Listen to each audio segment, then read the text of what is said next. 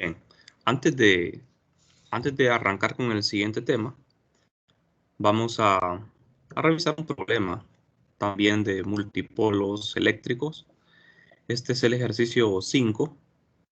En este problema tenemos un sistema de cargas que están localizadas en las esquinas de un cubo. El cubo tiene el lado A. Entonces las cargas puntuales se ubican en los vértices del cubo del lado A. Ajá, según los tamaños y disposiciones que se muestran en la figura. Para esta distribución encuentre el momento monopolar, el momento dipolar y todas las componentes del tensor de momento cuadripolar. Aunque el inciso C no lo tenemos que hacer, ¿verdad? Porque con el momento cuadripolar no vamos a trabajar. En el inciso D, si fuera posible encontrar un origen de coordenadas diferente, tal que el momento dipolar se anule, ¿dónde se localizaría ese origen? Bien, siempre que tenemos un sistema de carga discreto, el problema es relativamente fácil, ¿verdad? Cuando se nos pide el momento monopolar, simplemente lo que vamos a hacer es sumar las cargas. Entonces, acá tenemos la distribución de carga en todas las esquinas. Ustedes ven que hay carga negativa y carga positiva. Las cargas rojas son positivas, las azules negativas. Ajá, entonces, para el momento monopolar, simplemente vamos a sumar las cargas. Existen 8 cargas. Al sumar esas 8 cargas, el resultado es 9Q. Eso es bastante, mentalmente se puede hacer, ¿verdad? Eso lo pueden hacer ustedes ahí en sus notas. Al sumar toda esta carga, el resultado sería 9Q. Ese es el momento monopolar. Bien, esto es muy fácil, ¿verdad? Lo siguiente sería encontrar el momento dipolar. Para el momento dipolar, la diferencia es que cada carga hay que multiplicarla por su respectivo vector de posición con respecto a un origen establecido. Recuerden que para el momento dipolar hay infinidad de resultados diferentes, ¿verdad? Porque uno puede colocar el origen donde uno quiera. Solo en caso de que el momento monopolar sea cero, es que el momento dipolar va a ser único. Bueno, entonces, el momento dipolar lo encontramos siguiendo esta fórmula.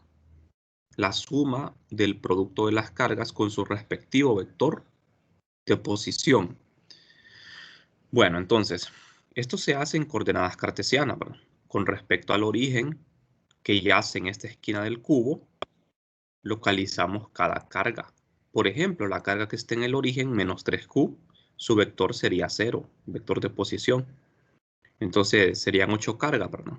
La carga 1 con su vector R1, la carga 2 con R2, hasta llegar a la carga 8 con su respectivo vector R8.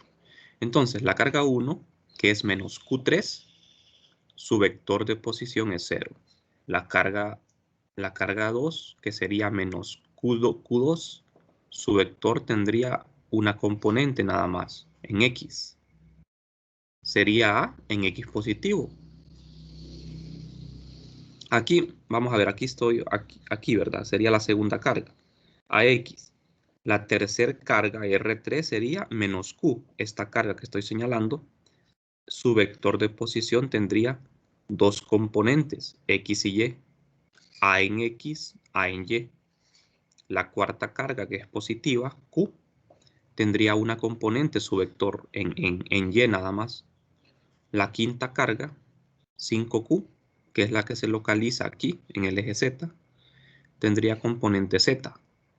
Después la sexta carga, 4Q, que es esta, tendría dos componentes, A en X, A en Z. Eso es fácil de ver, ¿verdad? La siguiente, que es esta 3Q, esta es la única carga que tendría tres componentes, su vector de posición, ¿verdad? A en X, A en Y, A en Z. Y la última, 2Q, positivo, tendría componente en Y y Z. Después de sumar todo esto, se simplifica, se suma, el resultado final es este. Este sería el momento dipolar. sería A por Q, donde A es la distancia, ¿verdad? Por Q, por el vector 4x más 5y más 14 en z. Este sería el momento dipolar.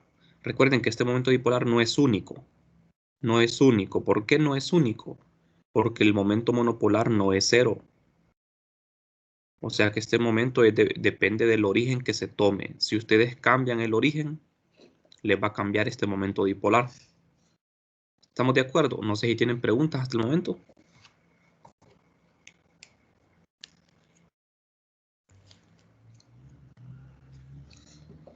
No hay preguntas. Bien. Lo siguiente, que es el momento cuadrupolar, esto no lo vamos a hacer, ¿verdad? Esto no va a ser evaluado.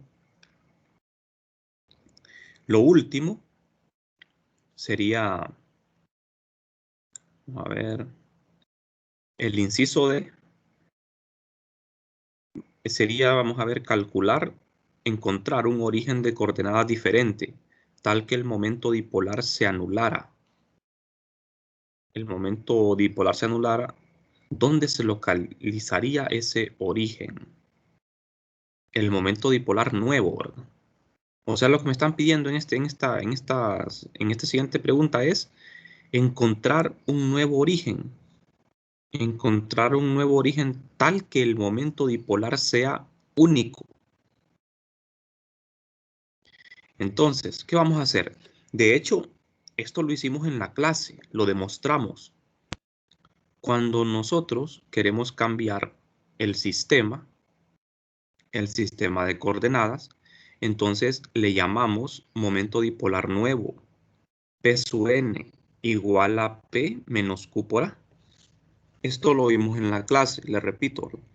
Entonces, aquí Q es el momento monopolar multiplicado por el vector A. El vector A es este vector azul que va desde el origen del sistema viejo al sistema nuevo. Este es el sistema original, ¿verdad? El sistema viejo hasta el sistema nuevo. Estos sistemas de coordenadas están fijos, no están girando ni moviéndose. Con respecto a estos orígenes, es que se va a calcular el momento dipolar. Bueno, entonces, el momento dipolar original es este, P, y el momento dipolar nuevo es P sub n. Entonces, si en el nuevo sistema el momento dipolar es cero, o sea, nosotros queremos de que en el nuevo sistema, vamos a ver, en este sistema nuevo el momento dipolar sea cero. Entonces, lógicamente, ¿verdad? Hacemos P sub n igual a 0 aquí en la ecuación y despejamos ¿para qué? Para A, para el vector A, porque este P que está aquí es el P que calculamos anteriormente. Es el momento dipolar original. De modo que al despejar para A, el vector de posición, me queda P sobre Q, donde Q es el momento monopolar y P es el momento dipolar. Como ya calculé ambos momentos, entonces los divido y tengo esto. ¿Qué representa esto? Representa un vector. El vector A es el vector de posición de un sistema respecto al otro. O sea que en esta posición, si nosotros medimos el momento dipolar de ese sistema, que es un cubo, el momento dipolar va a ser cero. No sé si me explico, o sea, no sé si comprendieron la idea de lo que estamos haciendo.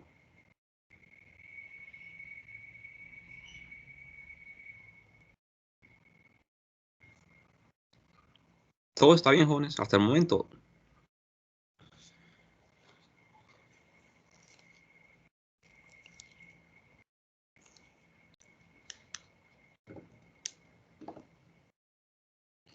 No hay pregunta, perdón. Bueno, entonces vamos a continuar. Vamos a pasar a otro tema. Este siguiente tema es condiciones de frontera. Es el capítulo 9. El capítulo 9 es un capítulo bastante corto en contenido. El propósito es encontrar las condiciones que cumplen los campos, el campo eléctrico en este caso, ¿verdad? El campo eléctrico cuando pasamos de un medio a otro. Un medio, por un medio nos referimos, ¿verdad? A las propiedades que tiene una región. Por ejemplo, nosotros hasta el momento hemos estado trabajando en el vacío y en conductores, ¿verdad? En medios vacíos y en medios conductores. Entonces ahora, de ahora en adelante, vamos a trabajar también en la materia. Entonces, cuando hablamos de medio, el medio puede ser vacío, puede ser aire, agua, metal, lo que sea, ¿verdad? Aunque aquí lo vamos a generalizar. No vamos a hacer referencia a un medio en específico, simplemente vamos a decir el medio 1 y el medio 2. Entonces, ¿qué es lo que va a pasar aquí? Un campo eléctrico, cuando un campo eléctrico pase de una región a otra, ocupada por otro medio, el campo eléctrico va a sufrir una refracción, así como lo que le ocurre a la luz cuando pasa de un medio a otro, ¿verdad? Ustedes han visto cuando la luz pasa del aire al agua, que la luz o del aire al vidrio, ¿verdad? Cuando un rayo de luz pasa de aire a vidrio, la luz se refracta, se quiebra el rayo. Eso lo pueden ver, por ejemplo, con un láser. Entonces, el campo eléctrico también va a sufrir un cambio cuando pase de un medio al otro.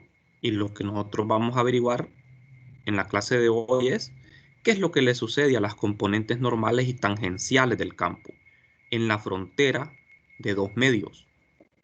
Entonces, la presencia de materia, como ven, puede influir de manera diferente en los siguientes campos dependiendo del material. Aquí estamos, bueno, entrando un poco en detalle, ¿verdad?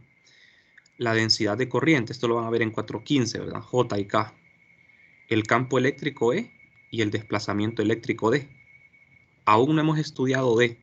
Este es el tema del siguiente capítulo. La inducción magnética y el campo H, que esto es de 415. El potencial vector también.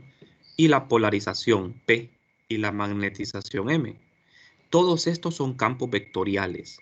Todos estos campos vectoriales sufren un cambio cuando pasan de un medio a otro. ¿De acuerdo? Cualquier campo que sea vectorial.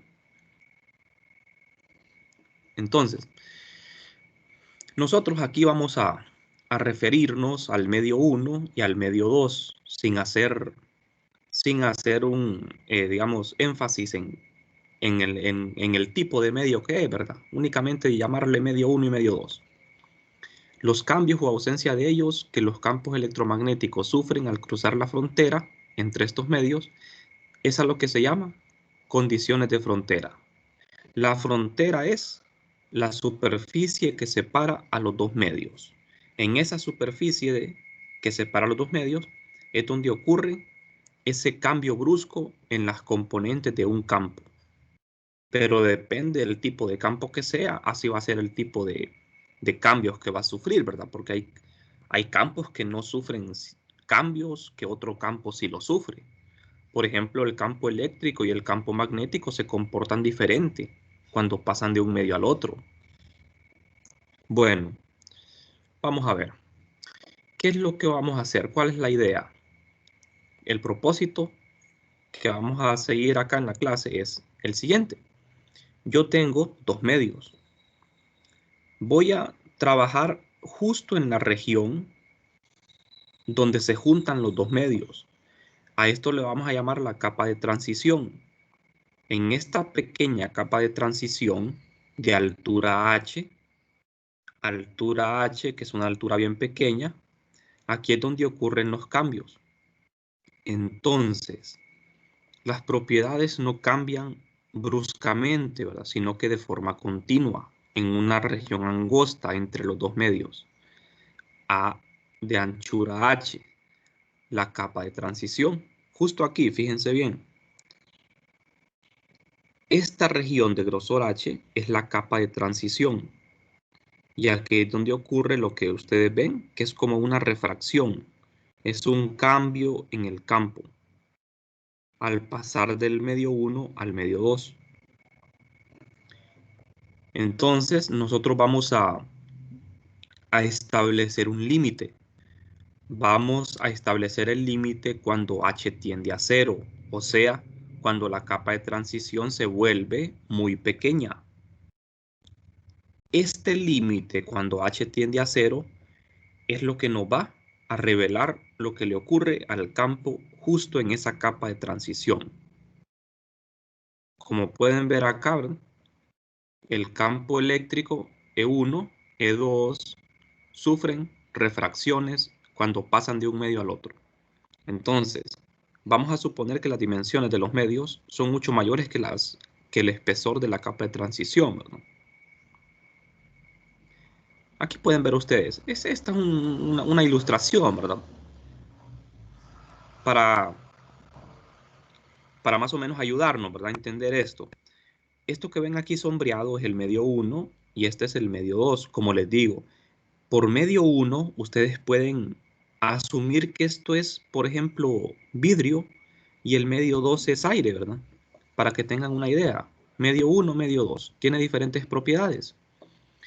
Para poder continuar, vamos a tener que definir un vector normal a la superficie en la capa de transición. Ese vector normal, por definición, siempre va a apuntar del medio 1 al medio 2. Siempre así, de 1 a 2. Y va a ser perpendicular a la superficie. Entonces, aquí lo pueden ver. Lo que vamos a hacer nosotros es aplicar tanto el teorema de la divergencia como el teorema de Stokes en esa capa de transición. Vamos a establecer aquí en la capa un pequeño cilindro de altura H y área delta A. Este cilindro se construye en la capa de transición. Esta parte es un poquito, ¿verdad? Un poquito fuerte matemáticamente porque es una demostración. No voy a hacer tanto hincapié, ¿verdad? En detalles porque no es el interés de la clase que ustedes sepan hacer demostraciones. Entonces voy a tratar de avanzar un poco rápido en esta parte. Vamos a ver. El teorema de la divergencia es esto. Tenemos una integral de superficie, una de volumen. Entonces, en este pequeño cilindro, en la capa de transición, que tiene altura h, la mitad del cilindro está en el medio 1 y la otra mitad en el medio 2. En la tapa de arriba tenemos el vector normal n2, que apunta en la dirección de n.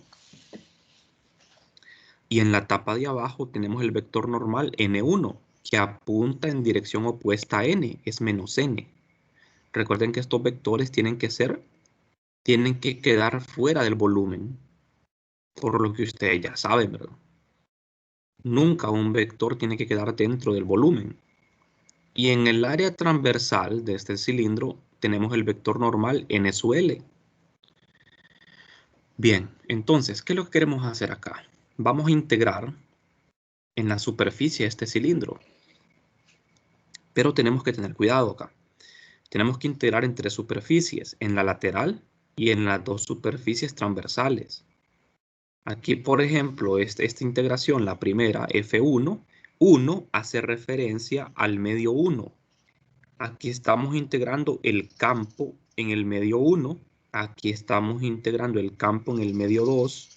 Y aquí lo dejamos como arbitrario, F sub L, en la superficie lateral. Pero como van a ver ustedes, en la superficie lateral esta integración es irrelevante.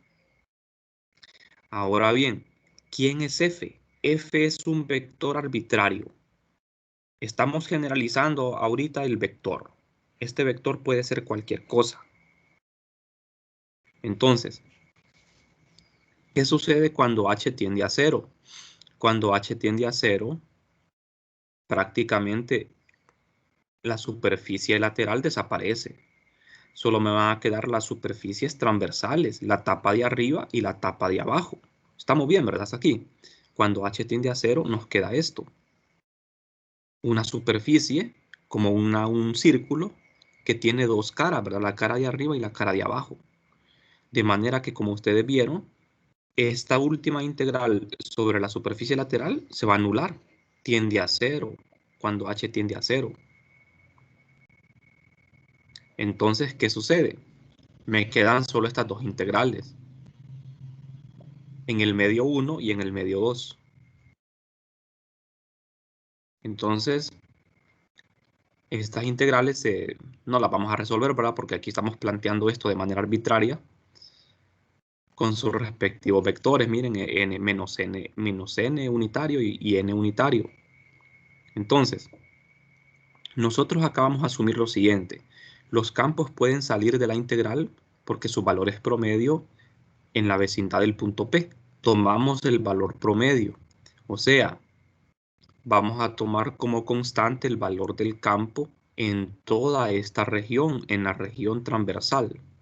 Al asumirlo como constante, porque se supone que esa superficie es muy pequeña, entonces el campo puede salir de la integral. ¿De acuerdo? O sea, si nos vamos a la realidad, el campo es variable, no podría salir. Pero si tomamos un promedio sobre toda la superficie, lo podemos sacar. Y lo que me queda aquí es el campo multiplicado por un área. Este es un área, esto es un área.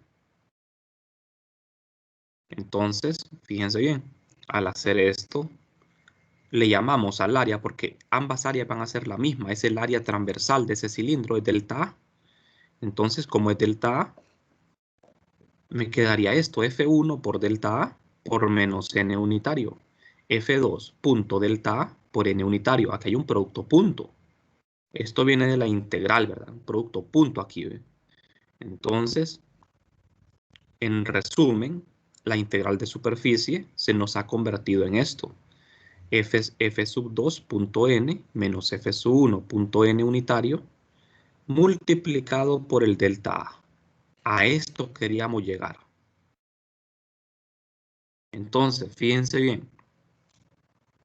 El factor entre paréntesis, tenemos dos términos entre paréntesis. Hay dos productos punto, F2 con n y F1 con n. F sub 2 punto n no es otra cosa más que la proyección del vector F2 sobre el vector normal unitario.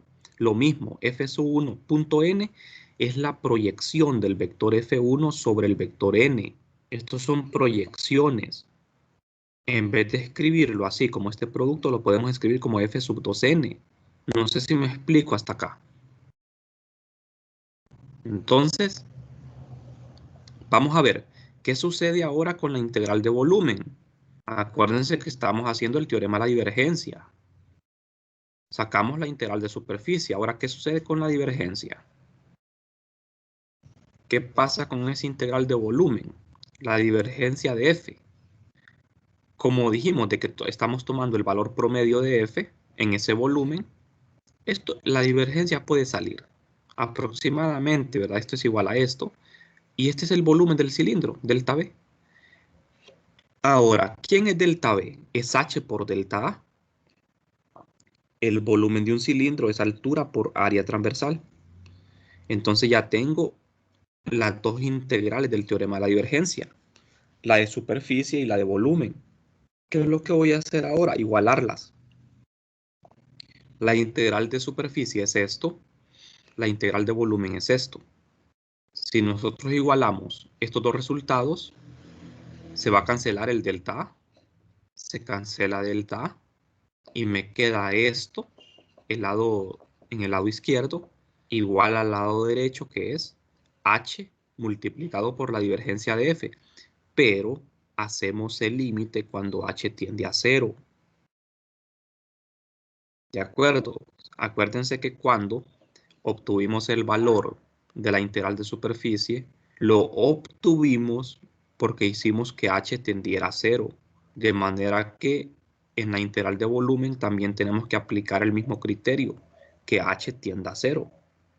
Entonces, esta ecuación que ustedes ven aquí, esta es la ecuación para las componentes normales de un campo cualquiera en una superficie de transición. Aquí lo tenemos de una manera más clara. Condición de frontera para las componentes normales. ¿Por qué componentes normales y no tangenciales? Con la divergencia, nosotros siempre vamos a obtener las componentes normales de un campo. Y con el teorema de Stokes, con el rotacional, vamos a obtener las componentes tangenciales de un campo. Entonces, tenemos esta ecuación que general, esto es lo mismo que esto, ya lo explicamos. F2.n es la proyección de F2, F1.n es la proyección de F1 sobre n. Entonces, escribirlo así es lo mismo que así. Y en el lado derecho, el límite cuando h tiende a 0 de h multiplicado por la divergencia de f. Digamos un consejo, ¿verdad? Para todo lo que viene de ahora en adelante. Siempre que la divergencia de un campo sea 0, lógicamente esto se va a hacer 0 y las componentes normales van a ser iguales, van a ser continuas. Cuando la divergencia no sea 0, ahí vamos a tener un problema, que las componentes no van a ser continuas. Bien, no sé si hasta el momento tienen alguna duda. Esta ecuación es muy importante, miren, es bueno saberla, es bueno aprenderla. Esta ecuación la vamos a utilizar mucho en lo que resta del curso y en 4.15. La van a seguir aplicando. Con esta ecuación uno puede resolver problemas también. Uno puede resolver ciertos problemas con condiciones de frontera. Bueno, hasta ahora hemos generalizado el resultado. Todavía no hemos aplicado esto al campo eléctrico. Recuerden, el propósito del capítulo es obtener las componentes normales y tangenciales del campo eléctrico. O sea que esta ecuación se la vamos a aplicar al campo eléctrico conociendo la divergencia de ¿quién? Del campo eléctrico. Como ya sabemos quién es la divergencia del campo eléctrico, nosotros ya estamos en condición de poder aplicar esta ecuación. Bien. Jóvenes, no sé si tienen preguntas.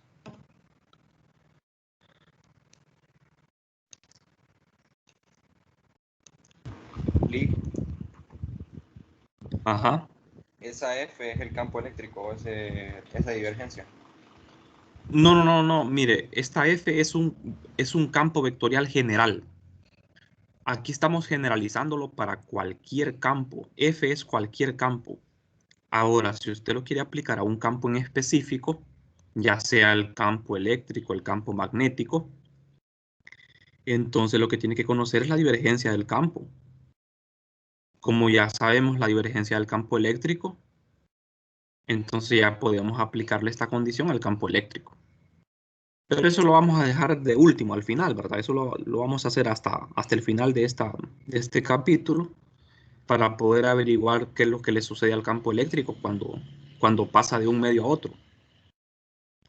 Bien, entonces, para calcular las componentes tangenciales, lo que hacemos es aplicar el teorema de Stokes en lugar de la divergencia, porque aquí vamos a hacer uso del rotor de un campo. Siempre hacemos lo mismo, generalizamos, ¿verdad? Como les digo, la demostración, a mí no me interesa que se aprendan esas demostraciones. Entonces, la idea aquí es la misma. Tenemos el medio 1 y el medio 2. Un campo pasa del medio 1 al 2. Pero ahora, en la capa de transición, nosotros vamos a elegir una superficie en lugar de un volumen. Esta superficie es rectangular. Esta superficie tiene área de delta S. Tiene ancho, quiero decir.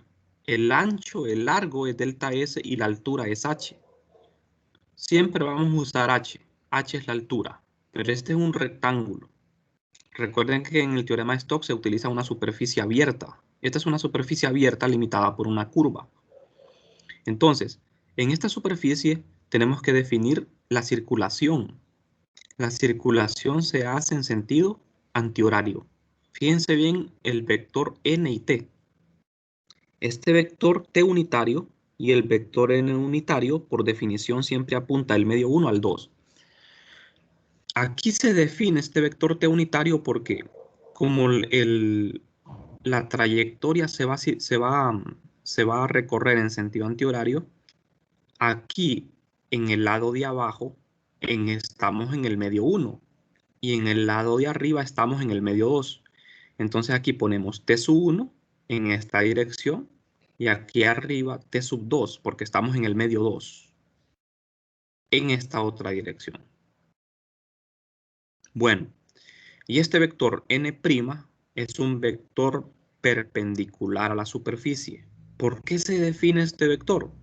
Se define porque, de acuerdo con el teorema de Stokes, yo necesito definir un vector de superficie con la regla de la mano derecha. Enrollo los 4 dedos siguiendo la circulación y el pulgar apunta hacia afuera de la pantalla en la dirección de este n'. Bueno, entonces, ahora lo que queda es aplicarle el teorema de Stokes a esto.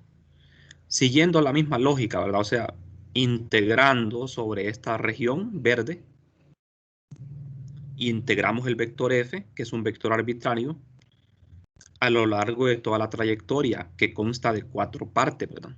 Son 4 lados del rectángulo. Pero como h va a tender a 0, los lados verticales se van a anular. Bien, entonces aquí tenemos F2, que significa el valor del campo en el medio 2, por D de S2, que es esto. F1 por D de S1, el valor del campo en el medio 1. Y esta W representa las integrales en los lados verticales, que van a ser 0, porque h va a tender a 0. Entonces, aquí asumimos lo mismo que en el caso anterior. Sacamos el promedio del vector, ¿verdad? Para poderlo quitar de la integral y multiplicamos por delta S. ¿Quién es delta S? Es el largo de este rectángulo, multiplicado por t sub 2 unitario. No hace falta, ¿verdad? Que ustedes, si no comprenden muchos pasos de esta demostración, no importa, ¿verdad? Porque este no es el objetivo. Bien. En resumen, tenemos que llegar a esto. La integral sobre la trayectoria de este rectángulo es igual a esto. T unitario punto F2 menos F1 por el delta S, que es el largo del rectángulo. Esta es la integral de trayectoria. La integral de superficie la tenemos que hacer también. Ahora bien,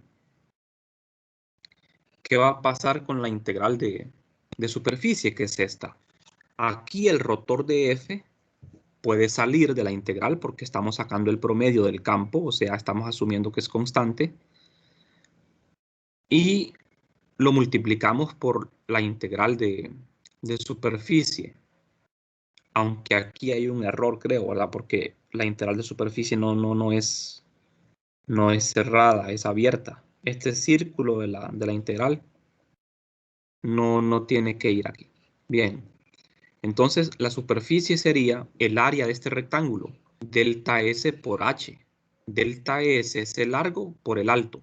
Largo por alto. Delta S por H. Esa es la superficie. Entonces, ya tenemos el rotacional, ¿verdad? La integral del rotacional. Y tenemos la integral de trayectoria. Tenemos que igualar ambas. Tenemos que igualarlas. Al igualar ambas integrales, tenemos esto, que es la ecuación que necesitábamos, ¿verdad? En el lado izquierdo tengo n cruz F2 menos F1 y en el lado derecho el límite cuando h tiende a 0 de h por el rotor de F. Esto que tenemos acá en el lado izquierdo fue lo que obtuvimos, ¿verdad? Con la integral anterior, acá, ¿ve? Solo que aquí, jóvenes, vamos a ver. No vale la pena hacer tanta demostración, ¿verdad? Este n' que aparece aquí, punto esto, después de aplicar identidades vectoriales, se puede convertir en esto. Aquí no voy a reparar tanto en esos detalles, ¿verdad? Entonces, la expresión final es esta. Con esta ecuación, yo puedo obtener las componentes tangenciales de un campo cualquiera. Entonces, para las componentes tangenciales, la ecuación final es esta. Queda de esta forma. ¿Cómo pasamos de aquí a acá? Bueno, simple. Aquí hacemos otro producto cruz a ambos lados para poder escribir esto de esta manera. Es mucho más conveniente así. Por si están tomando nota, esta sería la expresión final para obtener las componentes tangenciales. En el lado izquierdo tengo f sub 2t. ¿Qué significa? Significa el campo 2, el campo en el medio 2, tangencial. F1t, el campo en el medio 1, tangencial. Tangenciar a la superficie, ¿verdad? Y en el lado derecho tengo el límite cuando h tiende a 0 del rotor de F cruz n, donde n es el vector normal a la superficie que apunta del medio 1 al medio 2.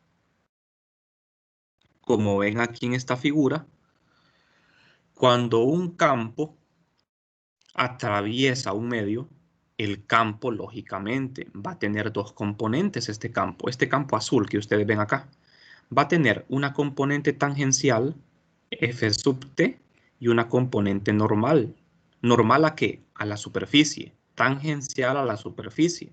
La suma de la componente normal más la tangencial da como resultante el vector F. Como ven acá en esta ecuación, el vector F es igual a la suma de F sub n más F sub t. Se descompone en una componente normal y una tangencial. Las componentes normales las obtenemos con la divergencia y las componentes tangenciales con el rotacional. Bien, entonces el propósito de la clase era este, ¿verdad? Obtener las dos condiciones. La condición para las componentes normales y tangenciales. Estas son las ecuaciones que vamos a usar para esas. De ahora en adelante, siempre que ustedes obtengan un campo vectorial, ustedes van a tener obligatoriamente que obtener las componentes normales y tangenciales, porque eso me indica la naturaleza del campo, el comportamiento del campo. Por ejemplo, el campo eléctrico y magnético son campos diferentes, que se comportan de manera muy diferente, porque sus componentes normales y tangenciales son distintas. Entonces, nosotros, de ahora en adelante, siempre que nos aparezca un campo nuevo, vamos a tener que aplicarle estas condiciones. Por eso les digo, este tema es muy importante para ustedes, porque en 4.15, en el curso, esto lo vamos a retomar de nuevo. Bien, entonces, no sé si tienen preguntas, jóvenes. En la clase me voy a quedar por acá porque para lo que sigue es un poquito largo, ¿verdad? Lo que vamos a hacer después, vamos a demostrar cuáles son las componentes normales y tangenciales del campo eléctrico, aplicándole estas condiciones, las componentes normales y tangenciales. Bien, entonces, el día de hoy, ¿verdad? Creo que es suficiente teoría, ¿verdad? Suficiente teoría, creo que es un poco aburrido, ¿verdad? Estar viendo tanta demostración. No sé si tienen preguntas. Ingeniero, es que esta clase llegué tarde, no sé si va a subir estas clases que vimos esta semana en el campus, porque no pude asistir a alguno. Sí, sí, es que todavía no me ha quedado chance de subirlas, porque a veces me cuesta descargarlo de Teams. Entonces, una vez descargándolo ya lo voy a poder subir. Bien, hay una tarea en el aula virtual, ¿verdad? Tienen que entrar al aula para que puedan ver cuáles son